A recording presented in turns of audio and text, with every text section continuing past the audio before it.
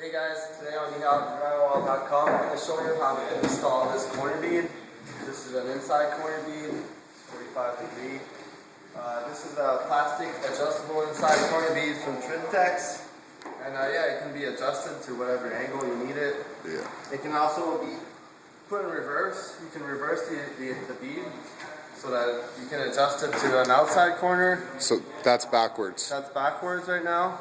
So show me the proper way that it would go, see? This is the proper way. Proper, and we just bend it totally backwards. Backwards. And it makes... So it's adjustable for both ways, you know, you can adjust it as an outside corner bead too.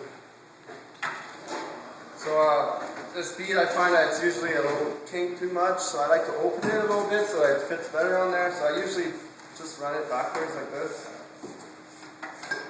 And just doing that kind of opens the bead a little bit, so it's opened up. Splays it out a little bit. So I want to make sure that it doesn't touch the ground. Okay, so you're all the way to the top.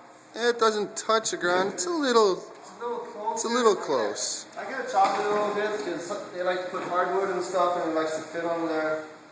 So I'm gonna cut it just a little bit like that, that's all.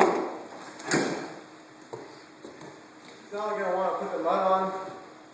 You need lots of mud for this. You want to put lots of mud on. So I'm gonna really fill this up. I got a 5-inch and this is taping mud. You want to use taping mud because it's got glue in it. And if you don't use it, your bead might pop, and probably will actually. It pops pretty easy when you don't use the taping mud.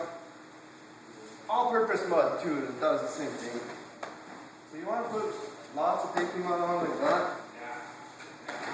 Lots, wow, that's lots of mud in there. Yeah, lots of mud. You don't want any dry spots like this. You don't want a big dry spot like that. No. Your bead won't stick there properly, and then later on you'll have tons of trouble. So you want to make sure there's lots of mud. Yeah, be generous with it. Don't be afraid to put it on. And of course, you go all the way to the top. Now I'm going to want to slap it on.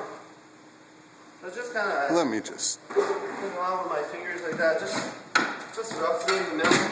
To kind of feel it out. Kind of feel it out. Yeah, kind of make sure it's in the middle, and then I want to make sure that I use my knife, and I'm going to push on the bead, push it in the middle. You don't want to push right in the middle in the trough. Let's see if we can get a close up. It's not where you want to push because you'll end up kinking the bead. So you want to push kind of on the sides of the trough here, and just see how all the mud comes out. That's what you want to do here. So that the side of the bead actually gets embedded really close to the wall. That's the whole idea. One side, and then of course now I'm going to do the other side. And see how it moves a little bit, the bead moves a little bit, and it kind of gets centered more on that corner there. I'm going to move it a little bit. Press, press, press. Okay, so I'm going to move it up, go up to the top, press hard on both sides like that. See Make how sure it's in there. the mud squished out in all the holes there. So the holes are basically filled with mud. And then I want to use my knife again, and I'm going to put it on the side of the trough like that. How it's not in the trough, but the side. You don't want it inside the middle like that. You just want it on the side. Show me again. I didn't quite catch that. See on the side like that? There. You don't want it in the middle here. That's right. You don't want it there. You want to squeeze the mud out. At the same time, you want to run your knife kind of flat like this so that you fill the mud, fill the holes with mud. If you run it real square like this, you're not going to get a good job. So you want to run it a little bit flat like this. So that... And you want to fill the holes. So there's a little bit of mud missing here. Right here, there's no mud in these holes. In the little holes? A little bit like that.